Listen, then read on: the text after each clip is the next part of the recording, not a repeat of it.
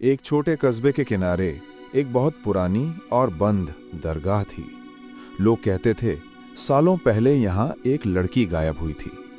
उसके बाद से इस जगह पर अजीब आवाजें सुनाई देती थीं। कोई पास नहीं आता था, रात के बाद तो बिल्कुल भी नहीं। आरिफ कैमरा और रिकॉर्डर लेकर वहां गया था।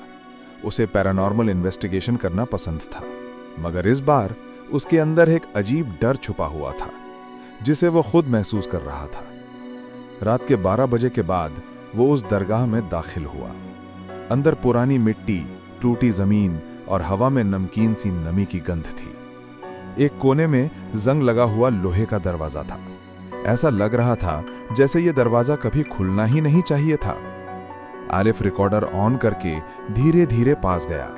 अचानक रिकॉर्डर में बहुत ही धीमी औरत जैसी सांस की आवाज आने लगी। कमरे में कोई नहीं था, फिर ये आवाज कहां से आ रही थी? और उसी पल रिकॉर्डर में एक फेंट विस्पर रिकॉर्ड हुआ, किसी को मत बताना, यहां कोई नहीं गया वापस। आरिफ के पैर कांप गए। वो डोर हैंडल के ऊपर हाथ रखकर ठहर गया और महसूस हुआ इस जगह में सिर्फ खामोशी नहीं है, यहां कोई अभी भी मौजूद है। धीरे से पुश किया, लोहे के हिंज जोर से चीखे और अंदर का कमरा खुल गया। कमरे के अंदर धूल जमी थी, लेकिन बीच में एक पुरानी सफेद चादर जमीन पर बिछी थी। ऐसा लग रहा था जैसे किसी ने अभी भी यहां किसी का इंतजार छोड़ा हुआ हो। आरिफ ने चादर के पास कैमरा रखा। रिकॉर्डर रिकॉर्डिंग में था और साइलेंस कैप्चर कर रहा था। अचानक कमरे का टेम्परेचर गिरने लगा। सांस लेते ही ऐसा फील हो रहा था जैसे हवा अंदर जाती नहीं, रुक गई हो। आरिफ ने धीमे से बोला, अगर यहां कोई मौजूद है, कोई साइन दो। पूरे कमरे में फर्स्ट 10 सेकंड्स टोटल साइलेंस, और फिर रिकॉर्डर में फीमेल वॉइस आई, वही धीमी, टूटती हुई, दर्द से भरी। तुमने दरवाजा क्यों खोला? आरिफ के शरीर में चिल्स दौड़ गए। वो पीछे हटने लगा, लेकिन दरवाजा अपने आप बंद हो गया। कमरा पिच ब्लैक हो गया। आरिफ ने मोबाइल टॉर्च ऑन करने की कोशिश की, पर स्क्रीन फ्लिकर होके खुद बंद होने लगी। रिकॉर्डर ऑटो गेन पर अचानक पीक में चला गया और फिर आवाज आई, तुम अब यहां से वापस नहीं जा सकोगे। आरिफ पूरी तरह फ्रीज हो गया। उसको समझ आ गया ये जगह सिर्फ अबैंडन नहीं, ट्रैप्ड है। उसने आंखें बंद की और खुद को शांत करने की कोशिश की, लेकिन अंदर किसी की मौजूदगी अब नजदीक महसूस हो रही थी, जैसे कोई उसके ठीक पीछे खड़ा हो। हवा में एक सड़ी हुई मिट्टी जैसी गंध फैलने लगी। यह स्मेल नॉर्मल नहीं थी, ये किसी पुरानी बंद कब्र जैसी थी।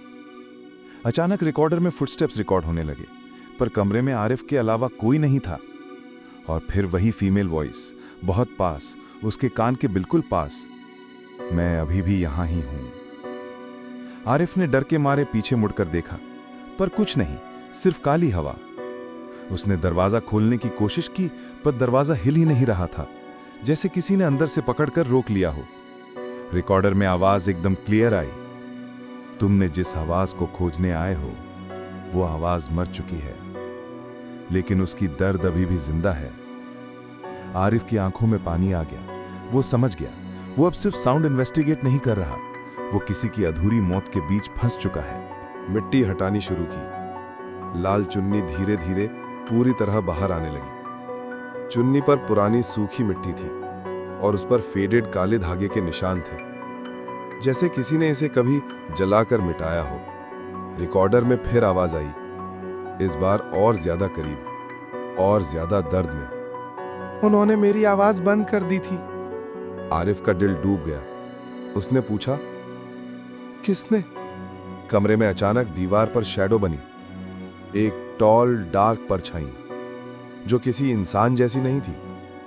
वो बहुत लंबी, अननेचुरल थी। रिकॉर्डर डिस्टॉर्शन में चला गया। फ्रीक्वेंसी स्पाइक होने लगी, जैसे कोई वहां रिकॉर्ड ही नहीं होने देना चाहता। और फिर एक डीप मेल विस्पर, सच बाहर मत निकालो।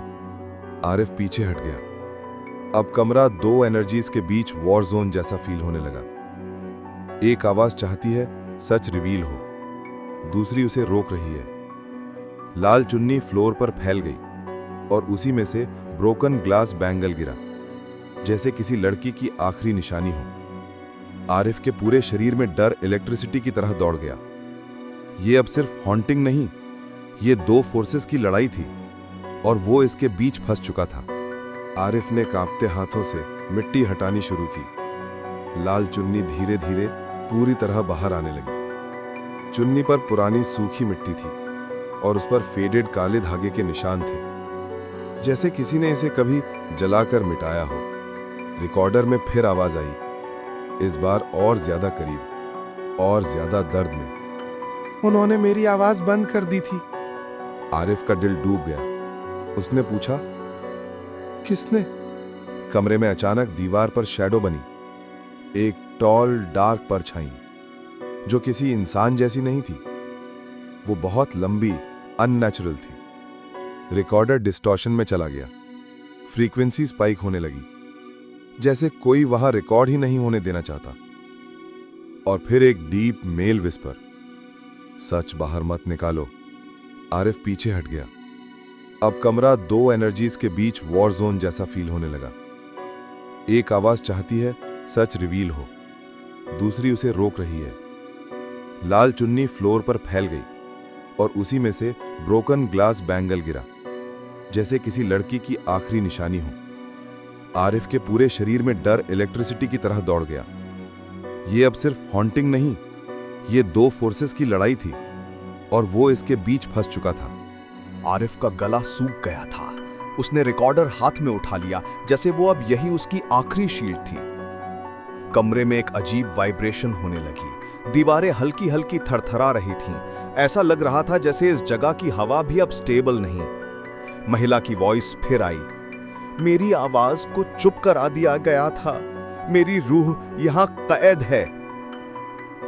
और उसी मोमेंट मेल विस्पर फिर से ओवरलैप करके आया, जल्दी निकल जाओ, वरना तुम भी इसी आवाज में दब जाओगे। दोनों वॉइसेस एक साथ रिकॉर्डर में भिड़ने लगी। नॉइज, एको, प्रेशर इतना बढ़ गया कि रिकॉर्डर हैंडल करते हुए आरिफ का हाथ कांप गया। अचानक फ्लोर के उस क्रैक से और बड़ी मिट्टी टूटकर गिर गई। नीचे एक रस्टेड छोटा मेटालिक लॉकेट दिखाई दिया, जिसमें फेडेड इनिशियल्स लिखे थे, एस।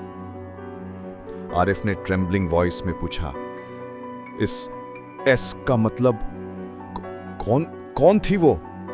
रिकॉर्डर रिप्लाई नहीं आया, सिर्फ लंबी सांसें, जैसे कोई बोलना चाह रहा था लेकिन अलाउ नहीं किया जा रहा। आरिफ ने लॉकेट उठाया और जैसे ही उसने उसे छुआ, रिकॉर्डर अचानक बंद हो गया। अंधेरा और भारी हो गया और आरिफ को फील हुआ अब कोई चीज उसके बहुत नजदीक खड़ी है। आरिफ धीरे से पीछे मुड़ा, लेकिन वहां कोई दिखाई नहीं दे रहा था। सिर्फ ठंडी हवा उसके चेहरे को छू रही थी। उसने लॉकेट कसकर पकड़ा और धीरे से बोला, मैं तुम्हारी आखिरी आवाज दुनिया को सुनाऊंगा। मैं सच छुपने नहीं दूंगा।